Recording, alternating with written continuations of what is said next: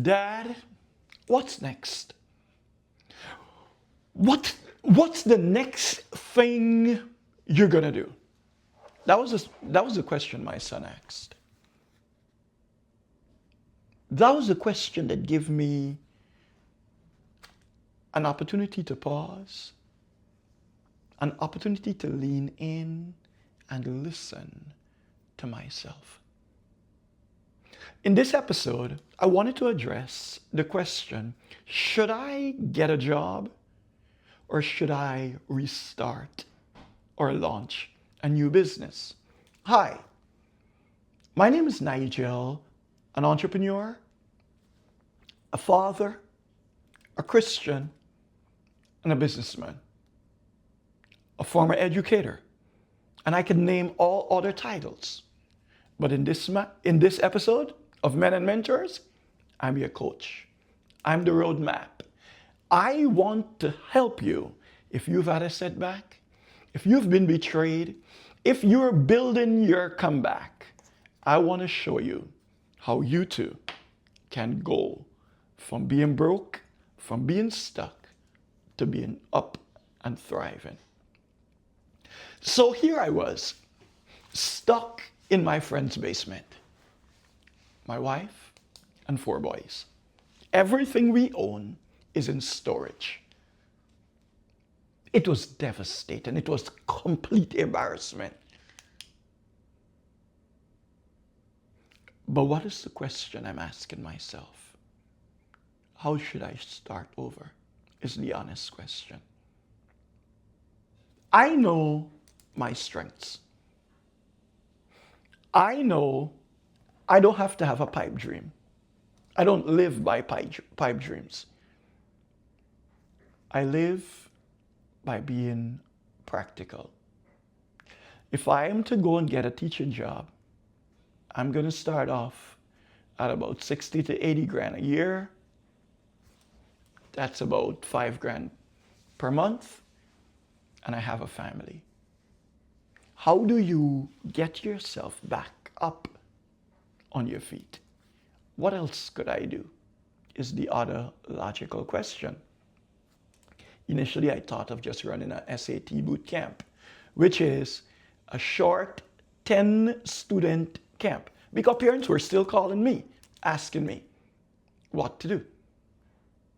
And I was saying to them clearly, I took a pause. I'm unable to provide your child service. And truth is, I could have literally enrolled all those students and get money right away. I could have. But I might not have been in a place where I would have given them the best service. And my conscience wouldn't allow me to do that.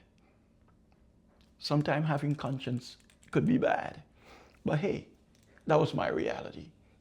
I prefer having conscience and a good character than to actually go out and try to fake that I am when I'm not.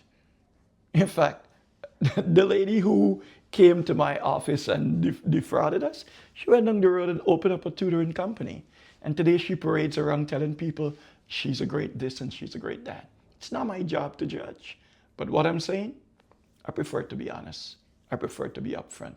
Because after a while, you're going to build yourself on a pack of cards. And those cards are going to fall apart sooner or later. So what do? You use your skills. Number 1, you identify your strengths. Number 2, you name the single thing that you can do and command the most amount of money as quickly as possible. Because upfront, you need money.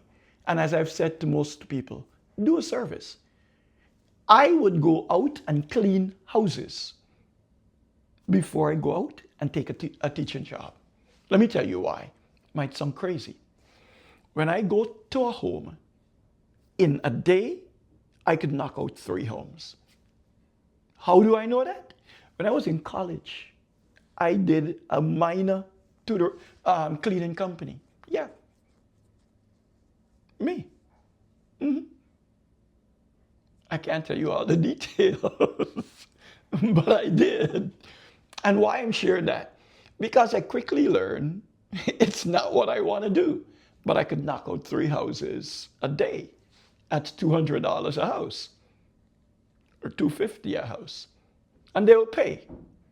All you do is throw in a couple more add-on and they'll pay. I could get $400 a house in some good neighborhoods. All you do is go into those neighborhoods and market. Marketing is the easy part. That's my strength. And that is how I got back up. Because I use my strength and I play at it. If I can call 4 other local businesses and offer them a service, I can help you to do copywriting.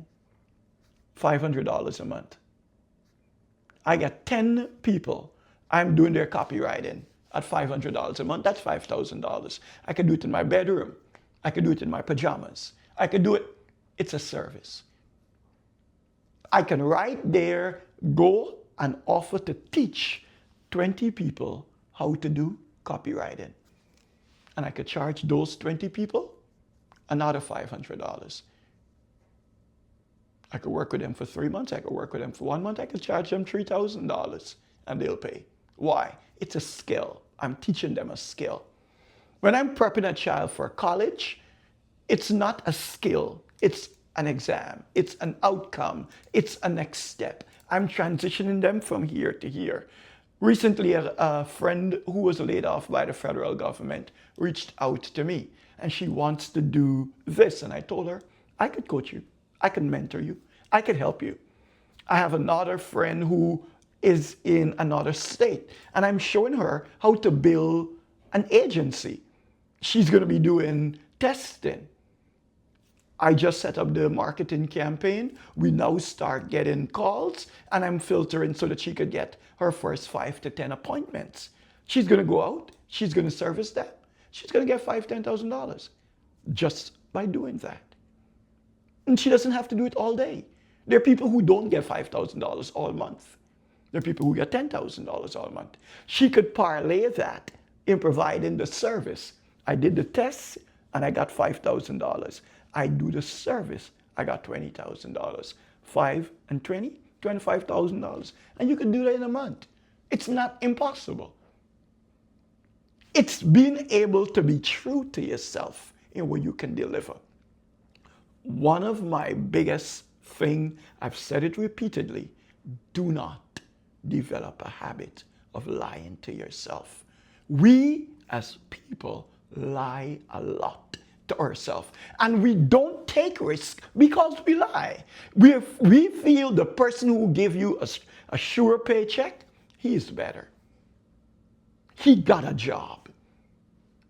So when my son asked me what's next, I told him clearly, I will relaunch, give us 2 months, and we'll be back on our feet. And surely as promised, I was able to do that.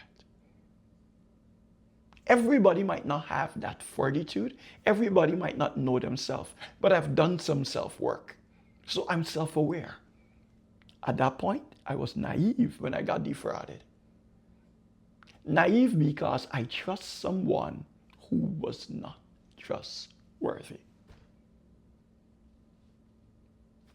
Character comes to light when people trust you with things you don't have. When people give you opportunities you really didn't work for. When you, as an individual, take on yourself the opportunity to do things you're not qualified for. There's something we call blind risk. In business, we all took risk. There's always a first time to do something. But ask yourself, at the end of the day, what do I want to be known for? There's an activity that I did years ago when I did a Stephen Covey training. And it's one of the most humbling experiences that I've ever done.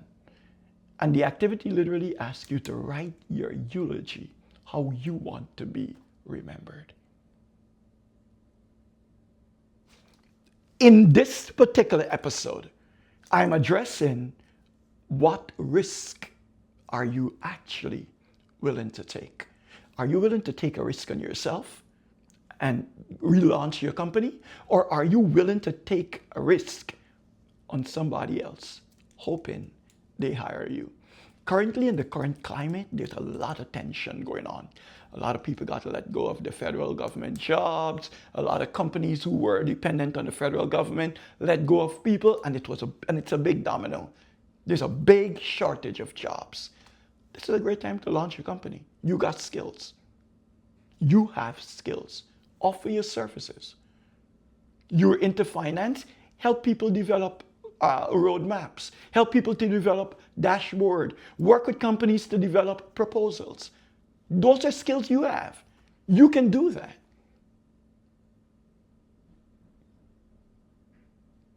Those are things people will pay you handsomely for. And if you can do that, the sky is your limit. All right?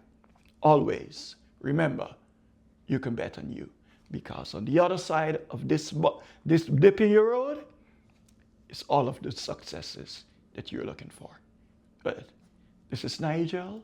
I'm signing off. Hey, if this episode meant anything to you, share it with somebody.